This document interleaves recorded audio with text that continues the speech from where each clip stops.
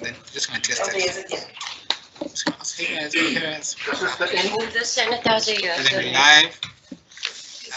She's going to save a paper to support the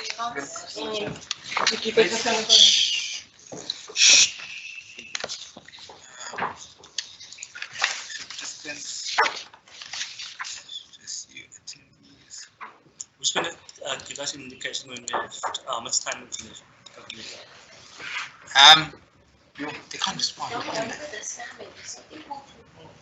Please post in the Q&A if you can hear everything for attendees. Q&A, yeah.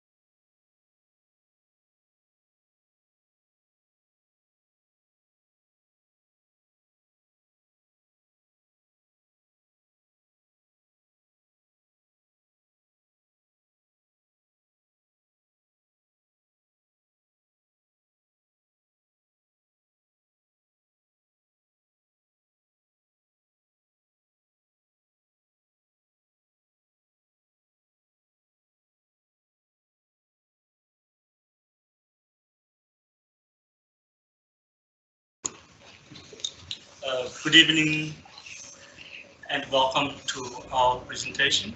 I'm Ruben Adams, and the person sitting next to me is Andre Victorius, the principal of Jupiter Primary. With us this evening, we also have two of our teachers, Ms. Donna Carson and Ms. Catherine Kugara, who's also going to present. So I'm going to go ahead and give you some idea as to what triggered this intervention on the side of Jupiter Primary. Jupiter Primary is a school situated in Ocean View in the Western Cape. So it's a sort of a suburb of Cape Town.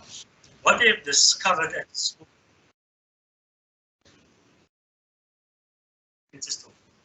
So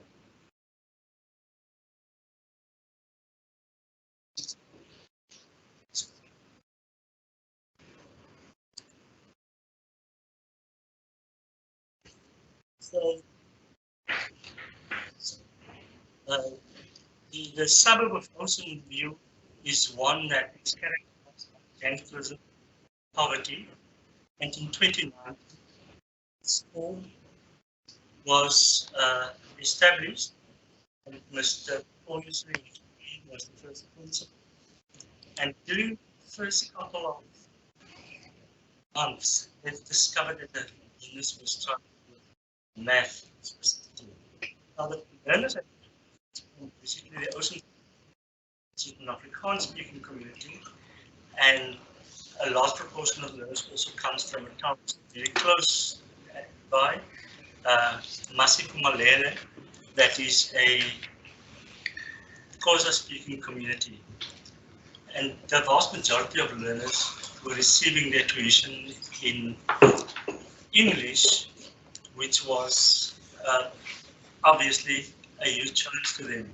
So what happened was that the teachers immediately picked up the concept that many of these learners were struggling with math, and apart from struggling with math, they also had severe learning days. And it was when they started talking to one another, they realized that there is a strong correlation between the learner's learning ability, on the one hand, their reading ability, and their ability to do math.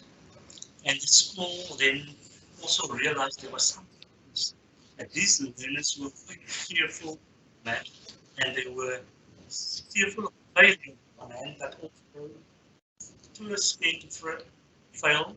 And because of that, it limited their ability to try and explore, try math. So for many of the teachers, it became also, and they then decided, instead of just looking at the problem of math as a problem, they tried as a staff not together and look at what are the reasons for them and what is it that they can do. So their thinking was not only problem focused, but it was more sort of what is it that we can do differently to ensure that the learners think and behave differently of maths. Few things that came up. The one thing was that the reading was challenging, and obviously they had to do something like that. And then the other thing, there was this fear of failure, this fear of math, and they had to start to think differently about that. So I'm going to ask Mr. Pretorius then to talk to us about what they did when they realized that math was a problem. And you are free as we go along to post your questions in the chat as we go along. So over to you, Mr. Pretorius. Good evening, all the participants, and up front, just a thank you to the World Education Week for inviting us to this auspicious event. So as Ruben Adams was saying, that our school was started in 2019, and our grade 3 learners, we never had grade 6s yet. They had to write a systemic test. It's a compulsory test that's done in the Western Cape in South Africa in mathematics. So at the beginning of term 2, working with a mathematics coach, we had to think about how can we help our learners to prepare as best as possible for this test. So we developed, with Dr. Cranfield's help, we developed this statement. The buzz term that floated around Jupiter was, the problem with maths is English. I knew it, my management team knew this buzz statement, the teachers knew it, and when we coined that statement, it basically meant that we were saying that the reason why the children were finding maths frustrating is because we found that many of them were struggling to read. And so what we decided to do with this process that we're sharing now with the international community is, if we can help the learners who are very weak in reading, if we can improve that, then surely we can turn it around where maths is no longer seen as frustrating but as fun. And lest I forget, let me just say this up front, our method was proven to be correct, because when our children at the end of the year in October wrote the unseen standardized test, they scored 69%. So that's evidence that what we did with our kids actually worked. So on further investigation, it was discovered that the poor maths performance was experienced by the learners who were struggling with reading.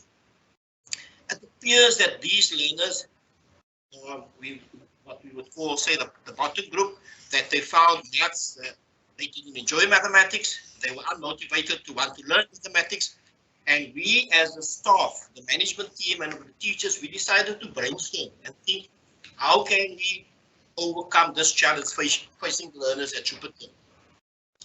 Part of the process was, it wasn't a blaming game. Our maths coach right up front, he said, teachers took on anxiety because they felt it's going to expose them, put them in the spotlight. It could be their knowledge of the math subject is not up to scratch, but from up front, it wasn't going to be a name and a shame exercise. No one was going to be blamed. And we focused on creating the awareness that is this challenge facing some of our learners at school around mathematics, and it's to do with the reading. So we started to think about the possible solutions rather than pointing a finger at someone. And the other amazing thing is, when we started to do the tests that my colleague Donna will talk about next, is it wasn't so much about the learners. Our focus wasn't on the learners getting the sums right. We didn't want to know, hey, these kids are getting so many sums right. That wasn't our focus.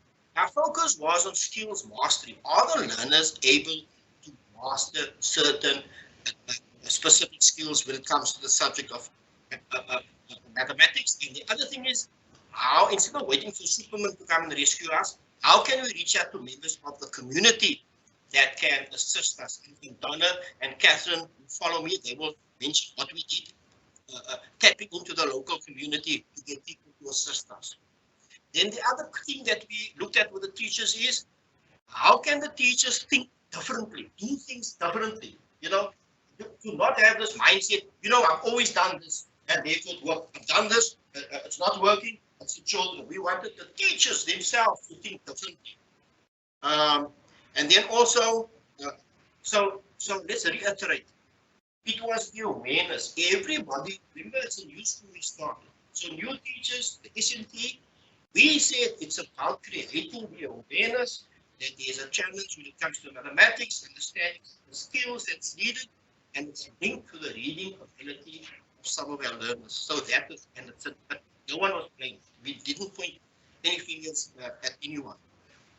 The other thing also that we encourage is mistakes, because the finding out errors that the learners were making, that gave us the biggest learning.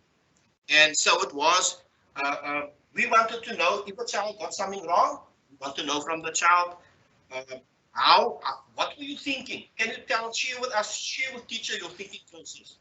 So that is how we learned how they were thinking correctly or not thinking the correct way, and we could correct this. So the brief was, we had to start seeing mathematics through the eyes of the learners rather than our perception of what it's all about. And then that gave feedback to our teachers to understand the learners' thinking and reasoning. And then we used to have professional development sessions, if not every week, every second week. It's quite intense, about 3 hours. And we would unpack this knowledge that we're gaining from through this process at Jupiter. And it also taught us teachers, our teachers, to develop skills necessary to help the children understand mathematical concepts better. In other words, it improved the mathematical teaching practices of our teachers. And then what happened is, as you know, it was just so amazing to see. Slowly, the mathematics, instead of it becoming, seeing that the children were fearing failure in mathematics, what happened at Jupiter is, what the amazing thing happened is, the children started to smile when they started to speak about mathematics. So slowly at Jupiter, mathematics started to become fun. So it's the right F word, not frustration, but fun. And that's what happened at Jupiter. So you can see from my voice that I'm still excited about something that we experienced in 2019. And through the pandemic, we still maintain this excitement at Jupiter. So I'm going to hand over to the moderator, who will introduce our second speaker. Thank you. Thank you so much, Andre. And thank you for bringing the energy and perspective And so I just want to sort of summarize what Andre said, and that is that firstly, that you guys immediately made the link that learners don't just struggle with math. It's a linkage between their reading ability and their ability to do math. That was the link. And then the very interesting observation that you made was to get a sense of what are the resources at our school and how do we start to think differently about the same challenge that we have. In other words, instead of it becoming a blame and shame game, there was a paradigm shift. How do we use this and think differently? And the interesting thing that Andre also mentioned there was the fact that the problem that they were presented with also forced them to look at their own practice and say, what is it that we need to do differently? In other words, that mistakes became an opportunity for them to learn. Now, the next person that I'm going to introduce to you is also one of the trailblazers at Jupiter, Ms. Donna Clausen. And she's going to tell us more about the process that they followed in getting the teachers on board, the process in terms of what did they do to make sure that they have the learners properly grouped and doing it. And so I hand you over to Ms. Clausen, who's going to explain to us the process. And Donna, share your experiences with us. Good evening, everyone. So having a sense of the problem allowed for the next steps to help the learners. So we did a baseline test 1 and grouped the grade 3 learners according to their performance. So group 1, the top group, learners who read well and therefore did maths well. Group 2, learners who were the average level of reading and therefore had an average understanding of maths. Group 3, learners who struggled to read and therefore understandably were struggling with maths and were finding it frustrating and needed intervention and intense support. So we then did professional development sessions with our maths coach, Dr. Cranfield, of the school operating partner. These sessions were stimulating because it allowed all teachers to think about how learners as well as teachers think. The teachers would administer weekly tests every Thursday. So from say 8:30 to 9:30, using higher grade international Singapore standard papers with about 35 to 40 sums. The learners worked on their own. No memorandum was provided beforehand. The scripts would be taken and marked by independent markers. The same evening, our maths coach would give the sum by sum error analysis to the principal, who would give it to the teachers the Friday morning. An error analysis was discussed with the teachers. This would allow them to reteach the concepts with which the learners struggle. So what was fun for me was seeing at the end how the different learners work. The visual learners, the auditory learners, and the cognitive learners. So the class teachers work with group 1, the HOD with Group 2, and the principal and the intervention teacher worked with Group 3.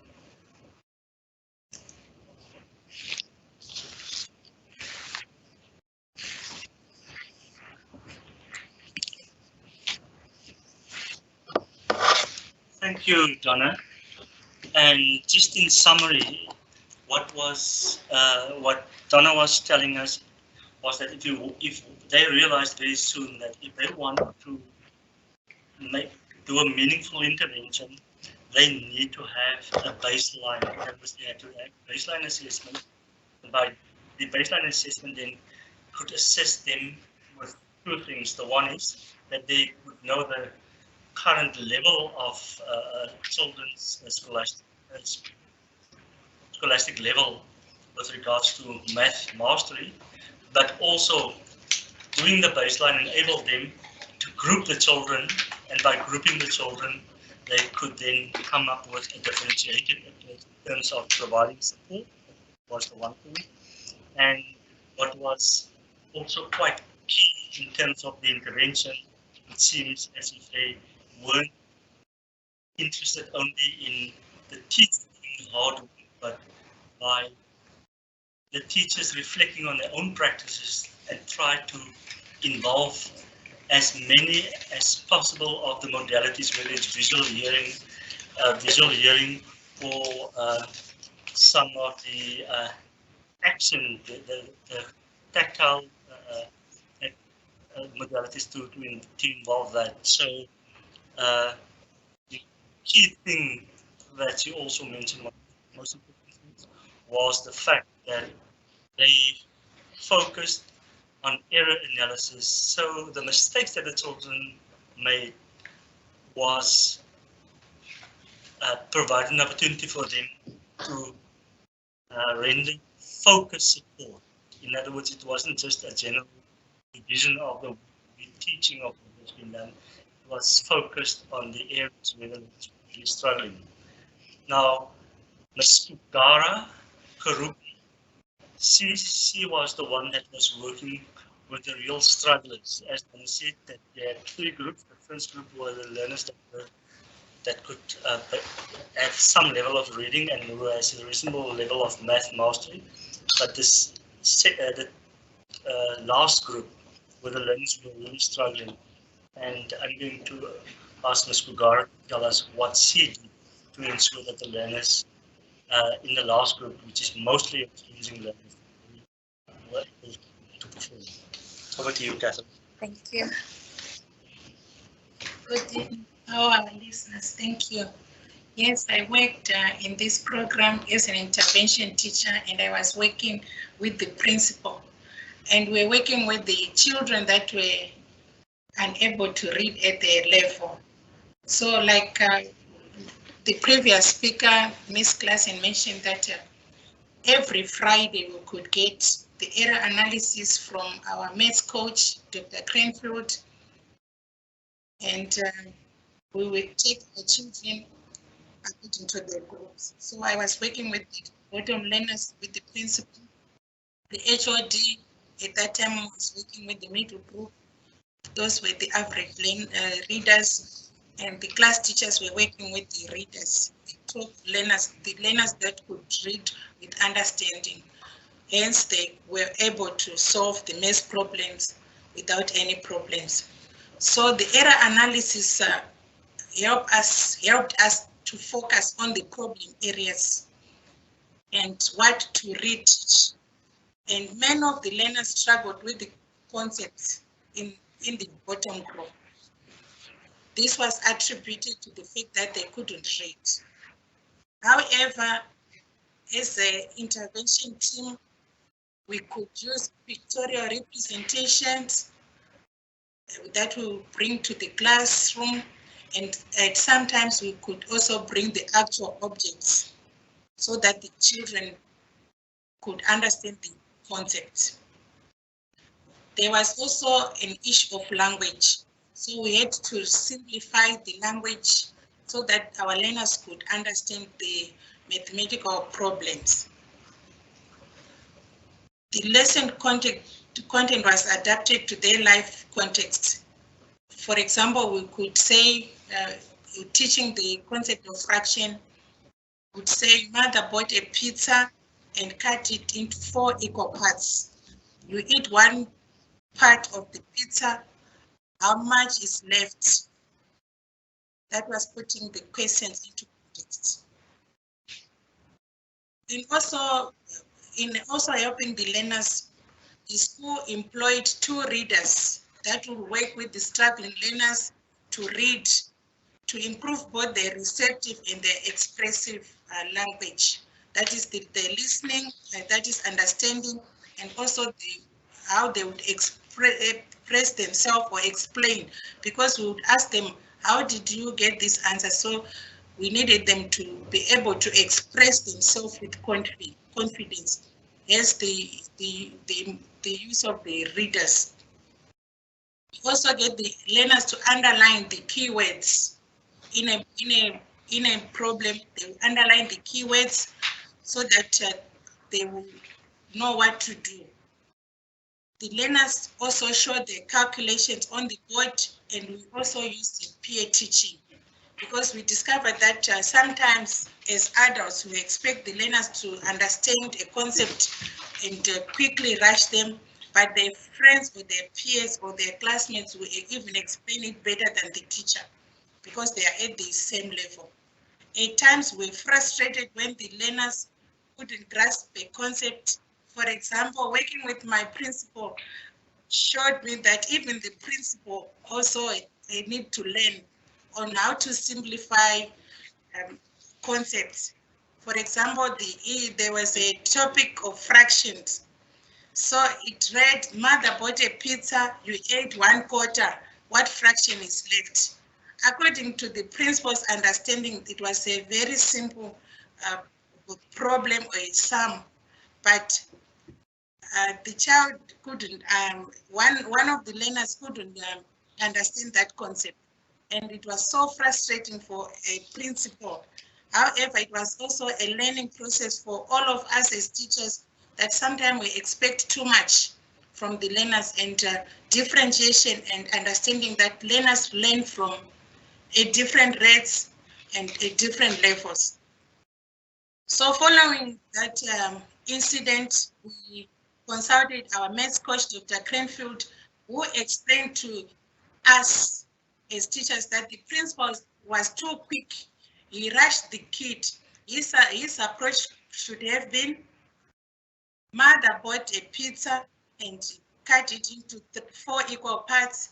You eat 1. How many pieces were left? Then the child could say 3 pieces were left. Then introducing more fractions in the same way, until that child will understand the concept of 3/4 or 4/4 or 3/5. So it was a learning process for us.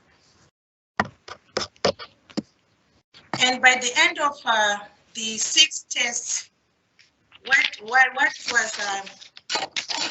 was very encouraging and exciting for both me and the principal, since we were working with the learners that were at the bottom when we started.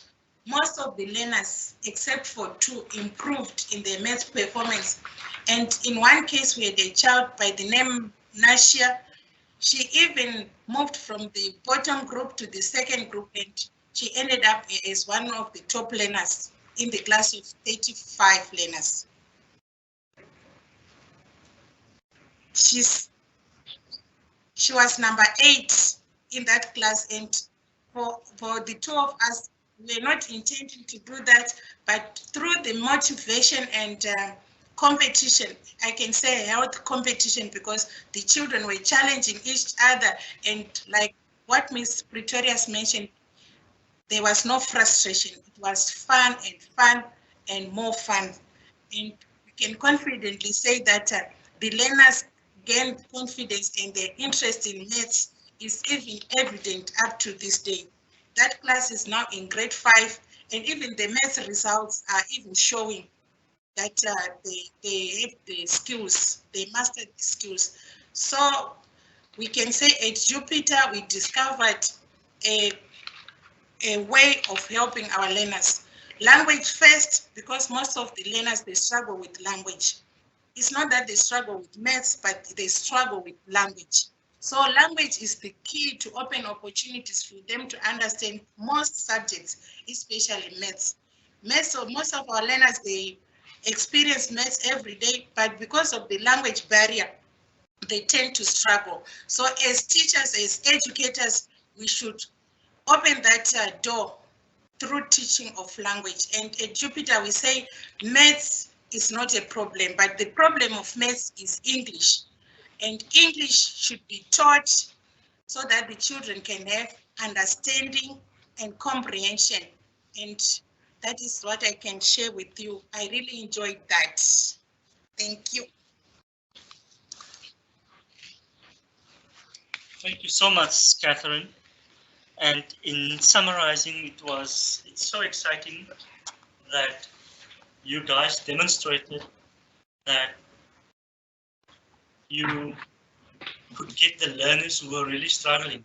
And I am quite pleased that you got the principal also to work with the learners who are really struggling, because sometimes by working with learners who's got challenges, we realize a few things. And I think one of the things that you've mentioned to us is that you've discovered that learners learn differently. They learn not only in different ways, but they also learn at different rates. And I think often what we find in our schools is that we assume that one size fits all. And the fact that you guys had that level of flexibility in your own thinking, in the own way that you do things, I think that it was very interesting. The other interesting thing was that how you guys, as part of the intervention, used the learners, in other words, by understanding how learners think. You understand how people get to the answer, and not only focus on the answer. I think that was key and very important for the teachers. And by doing that, you could then understand the process they go through and then adapt your own teaching. The other positive thing that came out of this was the fact that learners can also learn from one another. In other words, that level of learning that was key with the learners. Math wasn't a problem to learners. It was actually enough to learn from them. I think the last thing that was very interesting was the whole notion around concepts. Because math is laden with concepts, and in order for us to understand a concept, we need to have the necessary language competencies, and many of our music got these huge language delays. That's going to obviously be a hindrance instead of the enabling factor. I think the last thing that you brought up, that is that the fact that you used groups. The groups wasn't used to categorize a learner, it was used to support learners. And the fact that the excitement would be important around how learners managed to perform, I think that was that they could move from group 3, that the intervention enabled them to actualize their potential and move to group 3, to group 1.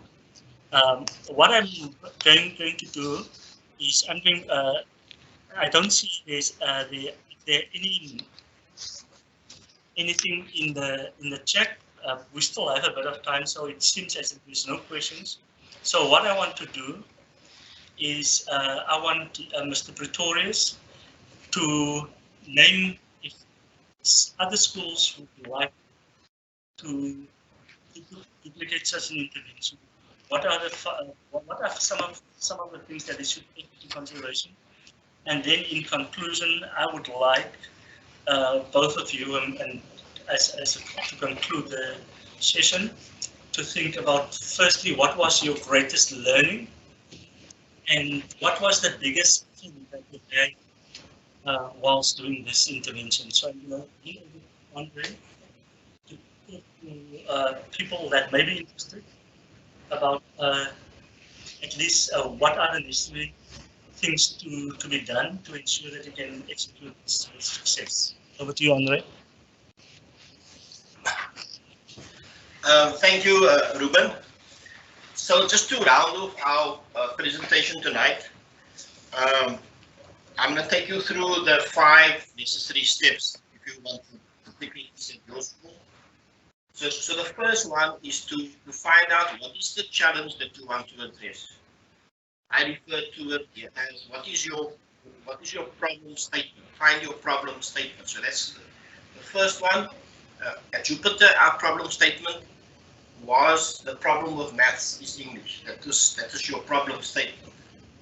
And then the next thing is, the next step is, what will you do to implement to solve this problem, overcome this challenge? So that's what Donna spoke to. So every Thursday, everybody, the whole school, even the support staff, they knew that on a Thursday morning from 8:30 to 9:30, that our learners, all the grade 3 learners, will write an unseen test that they haven't, that none of the teachers have seen. So that is what we decided to implement. So step 2 is, what will you implement? What will be the logistical process that you will take your learners through, your school through? That's step 2. And then the third step is, that's what Catherine spoke to, for Friday. It will be marked by external markers. We get the error analysis sheet. There's a briefing with the teachers Friday morning, and then it's a 2-hour session from 8 o'clock to 10 o'clock. When school starts to first break, there would be this intervention and how you would support the learners. That's step 3. What intervention plans will you put in place? How will you provide support to the target group, the learners that you want to help? In Jupiter's case, it was improving the reading of those children with struggling with mathematics. And then the fourth step is more of a reflective practice. So we did this at Jupiter. You heard Catherine talking to you about my frustration with this one learner who struggled with mathematics. It is to me. So the reflective practice involves 3 basic questions that you ask at Jupiter whenever we do something like this. The first question is, what worked well? What worked well? So what we found, an answer to this, the big key thing is that when we employ 2 reader assistants to help these learners with struggling, these 2 assistants, they are still based at the school. So that worked well. The one thing that we learned from that is that decision that we took to employ 2 readers, that worked well. That's just one of it. There are many other things, but the next question is, what did not work well? So what we found is that some of the top learners, they dropped into the middle group. So when we reflected on the first 5 math sessions that we did, we realized that we were so focused on this target group of learners that we had support with English that we took our eye off the top learners. So what did not work well is that we somehow forgot about these kids. So what do we want to do next time? How can we improve them? Is the top learners, the top children in the 70 and higher bracket, we need to make sure that we provide challenging maths questions for these learners to keep them motivated so that they can stay at their level, top of the game, rather than drop to the middle group. I'm not sure if myself and my colleagues, we mentioned this already, but the kind of tests that we did you mention it, Catherine? We used, a lot of our question papers was sourced from the model that they use in Singapore, and Donna said she did allude to that. So that worked well for us, that we used question papers that stretched not only the minds of the learners, but also of our maths teachers as well. All about beginners.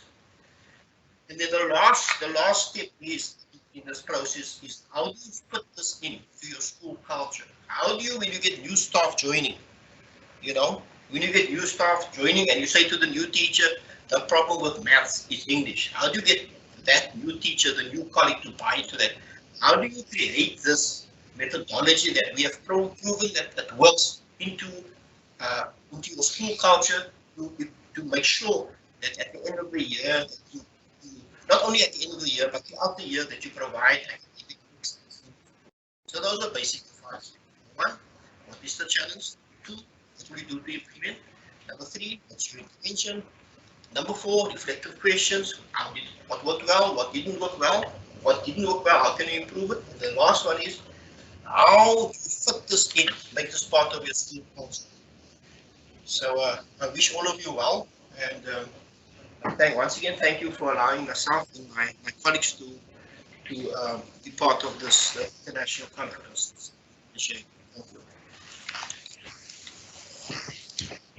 And before we get to the last word of thanks, I'm going to ask each of the presenters today to tell us what was their biggest learning on a very personal level, because firstly, when it comes to learning and teaching, I think the first thing is that if teaching can only occur if learning takes place. So as an adult, we are continuous learners. So what has been, Donna, your biggest learning? And then the other thing is learning should be fun. And what was the thing that excited you the most, that you had most fun with? So my biggest learning was with the Nasia story. That girl was at the bottom because she struggled with reading. And also, she speaks more than 3 languages, and English wasn't really a second language. So with this new approach, she managed to climb the ladder slowly, with all the intervention, all the assistance, especially with our readers. We also had readers that assisted our learners, at risk learners that were slow in reading. They assisted them. So what I've learned that with Nasia, that coming from the bottom, moving up to group 2, from group 3, climbing the ladder to group 1, and ending as number 8. So never give up on learners, especially if they are slow. Yes, we are different. So that opened my eyes to prove that a learner coming from the bottom, with all the assistance, the principal and the intervention teacher, the readers that assisted, as well as the class teachers that assisted. So teamwork was key. So the fun was when they had to show their work, as I've mentioned before. They had to show their work on the board. So the different ability groups had the privilege to show their work on the class board. So they had to show their different methodologies on their sums. So that was quite fun, and some of them couldn't wait to show how they worked out their sums, how they got their answers. So I really enjoyed that. Thank you, Donna. Catherine, what your biggest learning, the most important learning that you have experienced, and what did you enjoy most about this program? And my most enjoyable moment was when I found out that the children that were at the bottom of the class at the beginning of the program ended up in the top. For me, it was enjoyable because it was proof that the children were learning, they were gaining skills all by themselves. So it was an enjoyable experience for me.